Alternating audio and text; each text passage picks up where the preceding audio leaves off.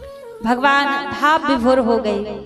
प्रभु ने एक मुट्ठी तंदुल लिए और भोग लगाया। सुदामा जी को पृथ्वी लोक का राज्य प्रभु ने दे दिया। भगवान ने दूसरी मुट्ठी तंदुल लिए और प्रभु ने भोग लगाया। स्वर्ग लोक का राज्य भगवान ने सुदामा जी को दे दिया। और तीसरी मुट्ठी तंदुल लेकर प्रभु भोग लगाने ही वाले थे। बैकुंठ सुदामा को दान में देने वाले थे। इतने में रुक्मणी जी ने रोक दिया इशारे से। बोली प्रभु इतने दयाल मत बनो, याद करो वो भी विप्र देवता ही थे जिन्होंने आपकी छाती में चरण का प्रहार किया था। भगवान बोले रुक्मणी तू भी मत भूल, तू भी याद कर कि वो भी एक विप्र देव ही थे जो तेरे विवाह की पत्रिका लेकर मेरे पास में आए थे। तू दुष्टों को देती, पापियों को देती, मैं तुझे कभी नहीं रोकता। आज तू भक्त और भगवान के बीच में आ रही है। रुक्मणी जी ने तुरंत भाव बदल दिया। बोली प्रभु सारा प्रसाद आप ही पा जाओगे क्या? कुछ प्रसाद हमें भी मिलना चाहिए। फिर जितने तंदुल बचे हुए थे सबको प्रसाद रूप में वितरण किया गया। भगवान ने उन तंदुलों में वरदान दिया कि जिसके यहाँ भी ये सुदामा जी के तंदुल रहेंगे उसके घर में कभी दरिद्रता नहीं आएगी, उसके घर में कभी अन्न धन्य की कमी नहीं होगी। जिसके घर में ये सुदामा जी के तंदुल निवास करेंगे। आज आप सभी को भी कुछ ही देर में मंच से तंदुलों की प्रसादी वितरण की जाएगी। तो पहले ही सभी ध्यान से सुन लें, क्योंकि यहाँ आकर फिर पूछेंगे तो उतना समय नहीं कि हम एक एक करके सबको बताएं। सभी ध्यान से सुन लें। जो आपको मंच से आज चावल की जो प्रसादी मिलेगी उसको खाना नहीं है, वरना लो और खा जाओ। उसको लेकर अपने घर जाना है और घर में लाल या पीले वस्त्र में बांध कर या तो अपने पूजा घर में उसको रख दें, या फिर जहां आपकी जो तिजोरी हो, जहां आप सोना चांदी अपने पैसे रुपया इत्यादि रखते हो वहां पर उसको रख दें। क्योंकि भगवान का वरदान है कि जिसके घर में भी इस सुदामा जी के तंदुल की प्रसादी रहती है उसके घर में कभी अन्न धन्य की कमी नहीं होती, उसके घर में कभी दरिद्रता नहीं आती। तो आज आप सभी को भी यहाँ से तंदुलों की प्रसादी मिलेगी। तो आज भगवान ने यहाँ पर सुदामा जी के ऊपर कृपा की। सुदामा जी लौट कर गए। जहाँ एक टूटी सी झोपड़ी बनी थी आज वहां बड़े बड़े कंचन महल खड़े हुए हैं। तो सुदामा जी के ऊपर प्रभु ने यहाँ पर कृपा की। आगे एक दिन भगवान अपने सभी पुत्रों को समझा रहे थे कि कभी तुम यदि मेरा अपराध कर दोगे तो मैं क्षमा कर दूंगा, लेकिन कभी संतों का अपराध मत करना, संतों का अपराध मैं क्षमा नहीं कर पाऊंगा। तभी क्या हुआ, चौमासे का समय चल रहा था। तो चौमासे के दिनों में कुछ संत द्वारिकापुरी में रहने के लिए आए। तो आज भगवान के पुत्र उनकी परीक्षा लेने के लिए पहुंच गए। इनमें से जो सत्यभामा जी हैं, सत्यभामा जी का एक पुत्र कन्या की तरह दिखता था। उसके पेट से कड़ाई बांध दी, उसको साड़ी पहना दी और साड़ी पहनाकर संतों के पास ले गए। संतों के पास जाकर कहने लगे, महाराज एक बात बताओ, हमारी बहू के गर्भ से बेटा जन्म लेगा या बेटी जन्म लेगी?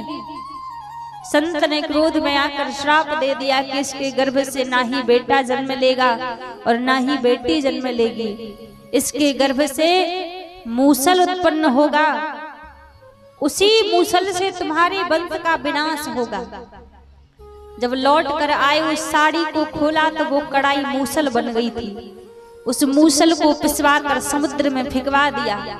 एक कील को एक मछली ने निगल लिया और जब एक कील को एक मछली ने निगल लिया तो महाराज, और जो समुद्र के किनारे किनारे उसी मूसल के प्रभाव से एरका नाम की घास उत्पन्न हुई। एक दिन भगवान के सभी पुत्र खेलते खेलते वही घास उखाड़ उखाड़ कर एक दूसरे को मारने लगे तो भगवान के सभी पुत्र मारे गए। एक बहेलिया समुद्र में मछली पकड़ने के लिए गया, मछली को पकड़ कर लाया और जब मछली को काटा तो एक कील निकली, उस कील के द्वारा एक तीर बनाया और तीर को लेकर जंगल में शिकार खेलने के लिए गया। यहाँ पर भगवान एक वृक्ष के नीचे लेटे हुए थे और उद्धव जी से कह रहे थे, उद्धव अब मेरे जाने का समय आ गया है। तो उद्धव जी ने कहा, प्रभु आपके जाने के बाद धर्म किसकी शरण में जाएगा? भगवान बोले, उद्धव मेरे जाने के बाद धर्म संतों और ब्राह्मणों की शरण में जाएगा। उपदेश कर रहे थे भगवान उद्धव जी को, तभी वो बहेलिया आया। भगवान लेटे थे तो भगवान का नील वर्ण था, तो दूर से भगवान के दाहिने पैर का अंगूठा ऐसे दिखाई दिया जैसे किसी हिरण की आंख हो, और हिरण की आंख जानकर उस बहेलिया ने तीर चला दिया। वो तीर आके भगवान के अंगूठे में लगा। जब निकट आया तो देखा प्रभु है, भगवान से क्षमा मांगने लगा, अपराध हो गया प्रभु क्षमा कर दो। भगवान ने कहा, देखो इसमें तुम्हारी कोई गलती नहीं है, तुम्हारा एक कर्ज था मेरे ऊपर, आज जाते जाते मैंने वो कर्ज भी चुका दिया। ये जो बहेलिया था ये पूर्व के जन्म में बाली था और भगवान राम जी ने छिपकर तीर चलाया था, तो भगवान बोले तेरा कर्ज चढ़ चुका था मेरे ऊपर, आज तूने भी मुझे छिपकर तीर मार दिया, तीर चला दिया, तो मैंने तेरा कर्ज उतार दिया। इतना कहते कहते उसी समय भगवान के शरीर से एक दिव्य तेज निकला और वही तेज इस श्रीमद् भागवत कथा में व्याप्त हो गया। मानो भगवान कभी इस धराधाम से गए ही नहीं, सत्य रूप में आज भी प्रभु हम सबके साथ में है, आज भी हम सबके बीच में है। फिर दत्तात्रेय जी के 24 गुरुओं का वर्णन श्रवण कराया कि दत्तात्रेय जी ने अपने जीवन में 24 गुरु बनाकर उनसे शिक्षा प्रदान की। फिर कलयुग के दोषों का वर्णन किया, कलयुग के दोषों की कथा श्रवण कराई। किस कलयुग में वैसे तो दोष ही दोष भरे हुए हैं, अवगुण ही अवगुण भरे हुए हैं, लेकिन केवल मात्र इस कलयुग में एक ऐसा गुण है जिस एक गुण के कारण भगवान ने कलयुग को शरण दी। वो कलयुग का गुण है हरे नाम हरे नाम हरे नाम केवलम कलौ नास्तेव नास्तेव नास्तेव गति अन्यथा। एक कलयुग का सबसे अच्छा गुण है। जब सतयुग में व्यक्ति जाता तो तपस्या करनी पड़ती थी भगवान को पाने के लिए, मुक्ति पाने के लिए। जब त्रेता युग में व्यक्ति जाता तो ध्यान लगाना पड़ता भगवान को पाने के लिए। जब द्वापर युग में व्यक्ति जाता तो समाधिस्थ होना पड़ता था भगवान को प्राप्त करने के लिए, मुक्त होने के लिए। लेकिन एक एक कलयुग का परम प्रताप है कि कलयुग केवल नाम आधारा, सुमिर सुमिर नर उतरहि पारा। कलयुग में ना समाधि लगानी है, ना तपस्या करनी है, ना ध्यान करना है, केवल मात्र मुख से भगवान का नाम गाते चलो। और भगवान का नाम गाते गाते ही व्यक्ति इस कलयुग से भव सागर पार हो जाता है।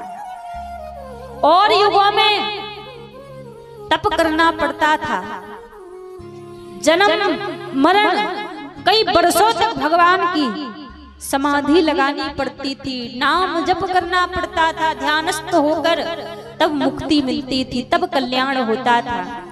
लेकिन एक कलयुग ही ऐसा युग है कि यहाँ व्यक्ति केवल मात्र सुमरन करता रहे भगवान का, और भगवान का सुमरन करते करते ही भव सागर से पार हो जाता है। तो भगवान ने इसीलिए कलयुग को शरण दी। सुखदेव जी महाराज राजा परीक्षित से कहने लगे, राजन आज 7वां दिन है, कुछ ही देर में तक्षप आने वाला है, तुम्हें किसी बात का भय नहीं लग रहा? परीक्षित बोले गुरुदेव मुझे किस बात का भय, तक्षप आएगा मुझे थोड़ी ना स्पर्श करेगा, तक्षप तो मेरे शरीर को स्पर्श करेगा, मैं तो आत्मा हूँ। सुखदेव जी बोले बस मैं यही चाहता था कि आपके हृदय में जो मृत्यु का डर है वो मृत्यु का डर मिट जाए, लेकिन जब तक मैं यहाँ पर रहूंगा तब तक तक्षप नहीं आएगा, इसलिए अब मुझे विदाई दो, मुझे विदा दो, मेरे जाने के बाद ही यहाँ पर तक्षप आएगा। सुखदेव जी ने कहा देखो संसार में यज्ञ तो कई प्रकार के हैं, लेकिन जो मुख्य यज्ञ बताए हैं वो 3 प्रकार के मुख्य यज्ञ है इस कलिकाल में। पहला यज्ञ है देव यज्ञ। देव यज्ञ की पत्नी का नाम है स्वाहा। जब हम हवन में बैठते हैं तो आहुति देते हैं तो पंडित जी कहते हैं ना स्वाहा बोलो। जब तक व्यक्ति स्वाहा शब्द का उच्चारण नहीं करता तब तक हमारी आहुति हमारे देवताओं तक नहीं पहुंचती। दूसरा है पितृयज्ञ। पितृयज्ञ की पत्नी का नाम है स्वधाहा। वहां स्वाहा शब्द नहीं बोलते, वहां स्वधाहा शब्द का उच्चारण होता है, और जब तक स्वधाहा शब्द का उच्चारण नहीं करते हमारी आहुति हमारे पूर्वजों तक नहीं जाती। तीसरा बताया धर्म यज्ञ। धर्म यज्ञ की पत्नी का नाम है दक्षिणा।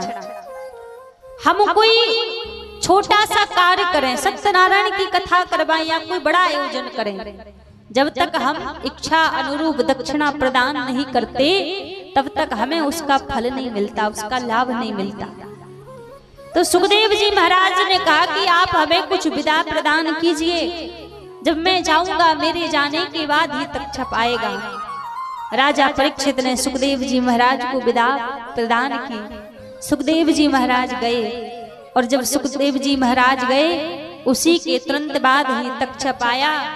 आकर राजा परीक्षित के चरण में स्पर्श किया।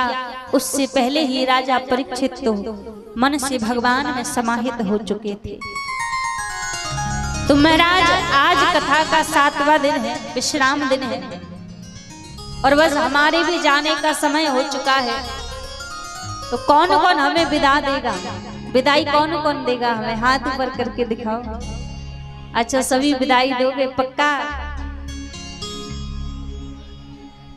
देखिए आप सभी का इतना स्नेह प्रेम है जो आज इतने आनंद पूर्वक इस कथा का विश्राम हो रहा था। यदि हम सच बात कहें तो हम जिस दिन आए हुए थे यहाँ पर, तो उस दिन आते ही जो परिस्थिति यहाँ की थी तो हमने तो सबसे कह दिया था कि महाराज हमें नहीं लग रहा है कि यहाँ पे आयोजन हो पाएगा, इससे बढ़िया है कि वापस चलते हैं। तो हम सब लोगों का ये मनोबल हो चुका था कि हम भैया वापस जाएंगे, क्योंकि लग नहीं रहा था, परिस्थिति ऐसी थी कि आयोजन हो जाएगा। ये आप सभी का ही इतना स्नेह प्रेम है। हमारी जो बाद में जो हमारे दादाजी लोग और जितने जो भैया जी लोग हैं सबने जो समिति गठित की, और इन सभी की ये जो मेहनत का ही फल है जो आज इतने आनंद पूर्वक इस कथा का विश्राम हो रहा है। दिन रात इन लोगों ने 7 दिन में लग के मेहनत की। वैसे इस आयोजन में कराने को महीनों पहले से तैयारियां होती है, 2-2, 3-3 महीना पहले से, तब जाकर ऐसे आयोजन हो पाते हैं। लेकिन दिन रात इन सभी लोगों की जो मेहनत है आज उसका फल आप देख ही रहे हैं। कितने आनंद पूर्वक से इस कथा का विश्राम हो रहा है। अब कहते हैं प्रारंभ जैसे भी हुआ उसको भूल जाओ, अंत भला सो सब भला। अब विश्राम आनंद से हो रहा है तो मानो सब आनंद ही आनंद है। तो आप सभी का इतना स्नेह प्रेम था जो 7 दिन आप सभी ने खूब आनंद से भगवान की कथा को श्रवण किया, और आज इतने आनंद पूर्वक से इस कथा का विश्राम भी हो रहा है। सबसे पहले आज भागवत जी की यहाँ से विदाई होगी, ठाकुर जी की विदाई होगी, हमारी भी विदाई होगी। तो सबसे पहले हम अपने जितने भी समिति के हमारे दादाजी भैया जी लोग हैं, आप सभी से हम निवेदन करेंगे कि सबसे पहले आप मंच पर आएंगे और आके ठाकुर जी को विदाई प्रदान करेंगे। उसके बाद फिर एक एक करके सबको मंच पर बुलाया जाएगा। तो सबसे पहले एक बार सभी लोग अपने दोनों हाथ जोड़ लें और हमारे साथ में भागवत जी के अंतिम श्लोक का सभी गायन करेंगे। दोनों हाथ जोड़ लें अपने, और जो कोई वस्त्र हो जिसके पास, तो अपने सर पर कोई ना कोई वस्त्र डाल लें सभी। एक बार हम बोलेंगे, उसके बाद एक बार आप सभी को बोलना है। भागवत जी का जितना भी सार है वो भागवत जी के इसी अंतिम श्लोक में ही है। तो सभी हमारे साथ में भागवत जी के अंतिम श्लोक का गायन करेंगे।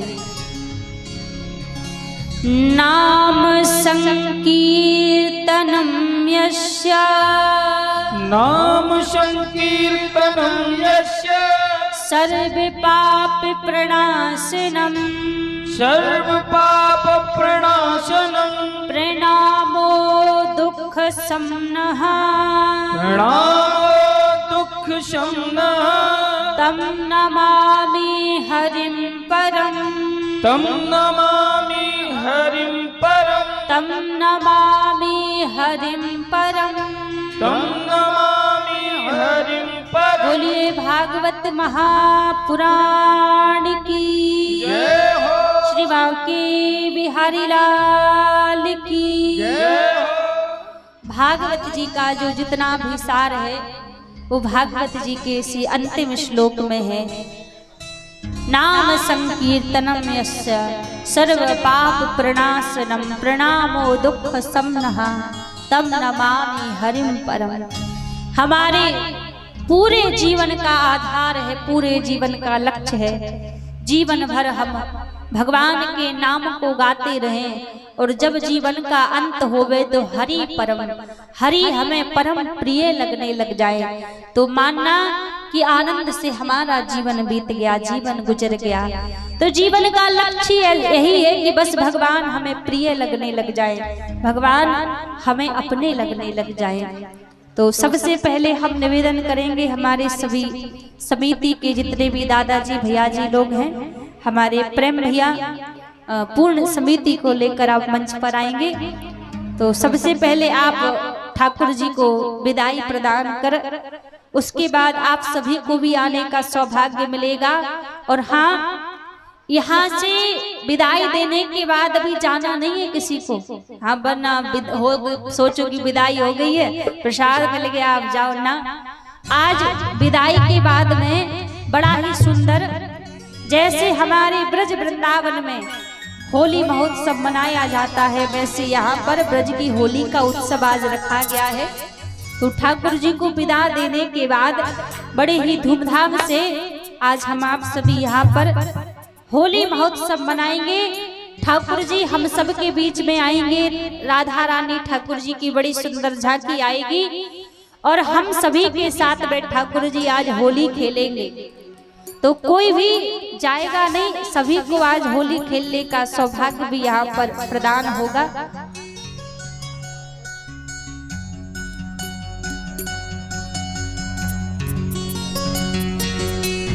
श्रद्धेय जितने भी हमारे इस समिति के पदाधिकारी हैं, हमारे दादाजी लोग, भैया जी लोग जितने भी हैं, सभी कृपया मंच पर आएंगे। हमारे इस यज्ञ समिति के जितने भी पदाधिकारी हैं, सभी शीघ्र मंच पर आएंगे। और इसकी आवाज बढ़ा दीजिए थोड़ा सा।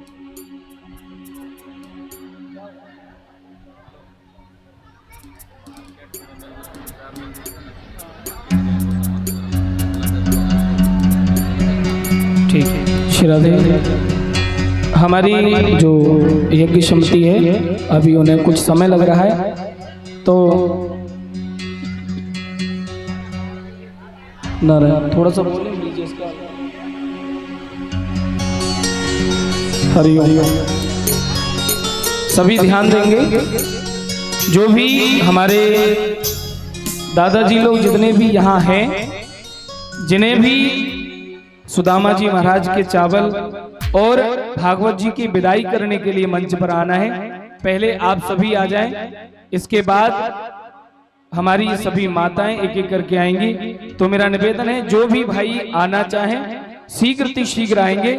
ठाकुर जी की विदाई, भागवत जी की विदाई, और जिन्हें भी सुदामा जी महाराज के अक्षत चावल प्रसाद जो लेना है वो शीघ्र मंच पर आकर ठाकुर जी का प्रसाद लेंगे और भागवत जी की विदाई करते हुए अपनी अपनी जगह बैठेंगे।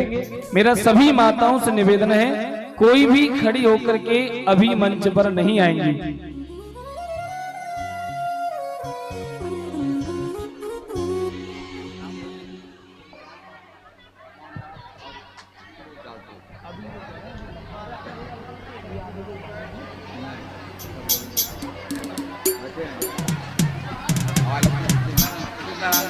हमारे शिव नारायण तांती जी कृपया आप मंच पर आए। शिव नारायण तांती जी और भगवान दास जी, मैं जिनके नाम ले रहा हूं कृपया वो सभी मंच पर आते जाएं। भगवान दास जी, सुबोध दास जी, आप भी कृपया मंच पर आए।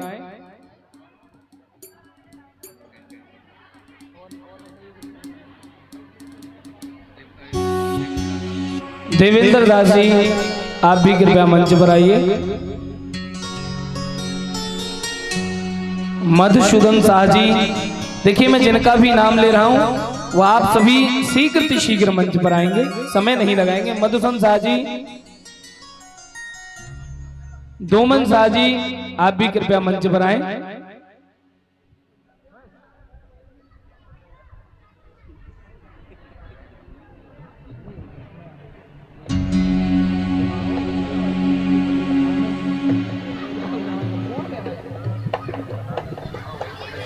जिनका मैंने नाम लिया है मैं निवेदन करूंगा आप शीघ्र मंच पर आएंगे। और प्रेम भैया भी अगर हमारी आवाज सुन रहे हैं तो आप भी कृपया शीघ्र मंच पर आएं।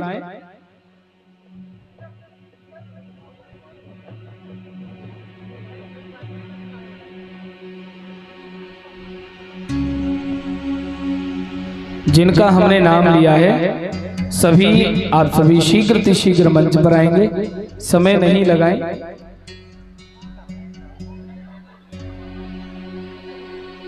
आज व्यास जी की विदाई होगी और ठाकुर जी की और भागवत जी की भी विदाई होगी, तो हमारी जो पूर्ण समिति है उनमें से कुछ जन आ चुके हैं, बाकी जिनका हम नाम लिए हैं आप भी सभी शीघ्र आएंगे। हरिओम।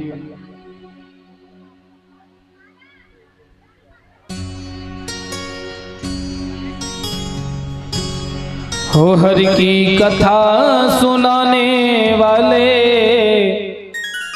गुरु ज्ञान बताने वाले, तुमको लाखों प्रणाम, तुमको लाखों प्रणाम। हरि की कथा सुनाने वाले, हरि की कथा सुनाने वाले, हरि की कथा सुनाने वाले, हरि की कथा सुनाने वाले, हे गुरु ज्ञान बताने वाले, गुरु ज्ञान बताने वाले, तुमको लाखों प्रणाम, तुमको लाखों प्रणाम, तुमको लाखों प्रणाम, तुमको लाखों प्रणाम, हे तुमको लाखों प्रणाम, तुमको लाखों प्रणाम, तुमको लाखों प्रणाम, तुमको लाखों प्रणाम। हे हरि की कथा सुनाने वाले, हरि की कथा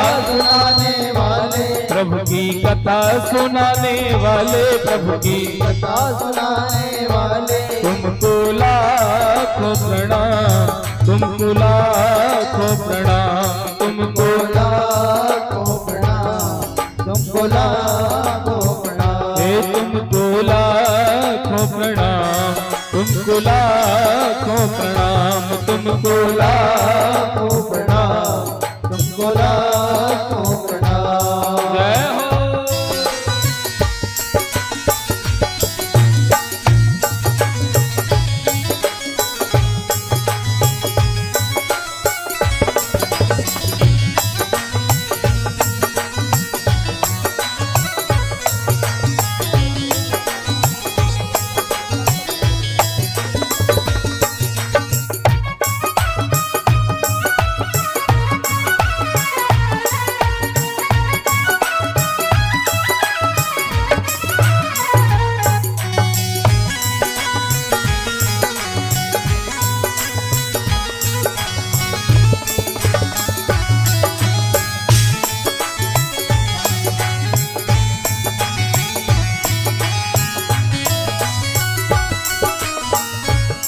और अब राधे, हेलो, थोड़ा सा वॉल्यूम बढ़ाइए भैया, इसका आवाज बढ़ाइए।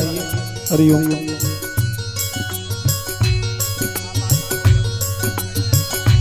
प्रथम पूजन और भागवत जी का पूजन विदाई हमारी पूर्ण समिति के द्वारा होगा। मैं निवेदन करूंगा हमारी पूर्ण समिति से कि आप प्रथम पूजन करें और भागवत जी की मंगलमयी विदाई आप सभी अपने कर कमलों के द्वारा करेंगे। इसके बाद सुदामा जी महाराज का प्रसाद भी मिलेगा। तो मैं निवेदन करूंगा एक एक करके आप पूजन करें पहले।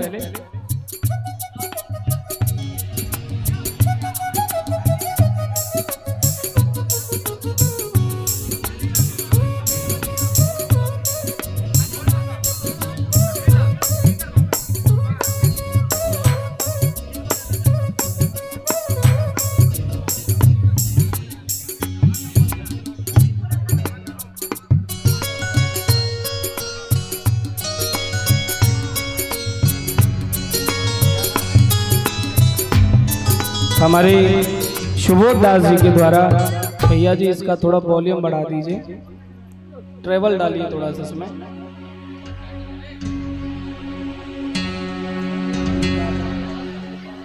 हमारे समिति के सदस्य सुबोध दास जी भगवान की विदाई और पूजन किए।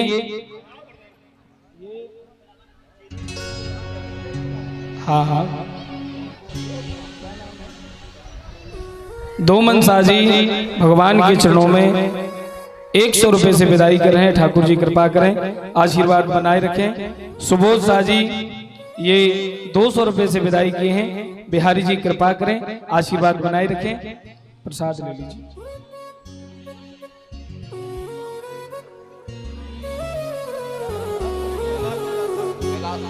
कैलाश शाह जी भी 100 रुपए से भगवान की विदाई और पूजन किए। ठाकुर जी कृपा करें, आशीर्वाद बनाए रखें।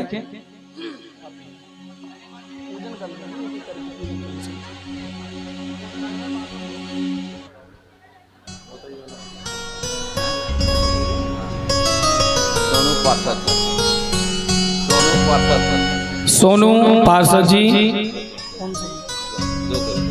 200 रुपए से भगवान का पूजन और विदाई कर रहे हैं। ठाकुर जी कृपा करें।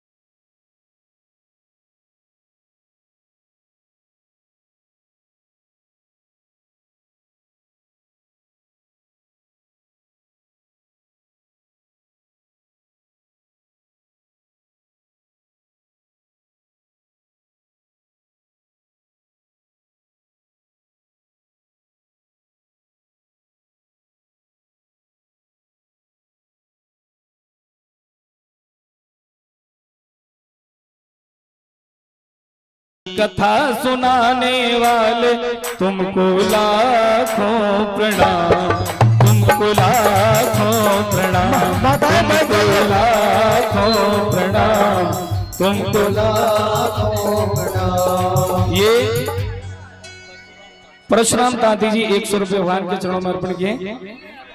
और देखिए जो माताएं बीच में खड़ी हो रही है, बैठ जाए भैया, इतना बड़ा मंच नहीं है।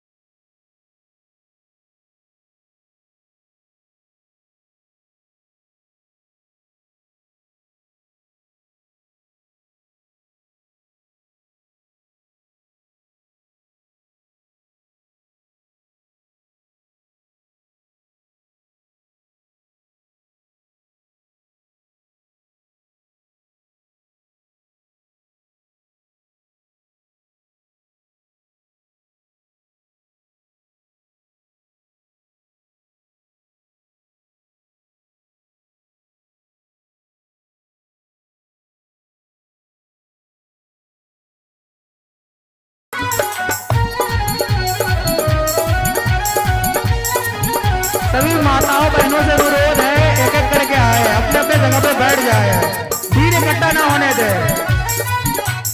आराम आराम से आए। श्री राधे। बैठ जाए अपने जगह पे।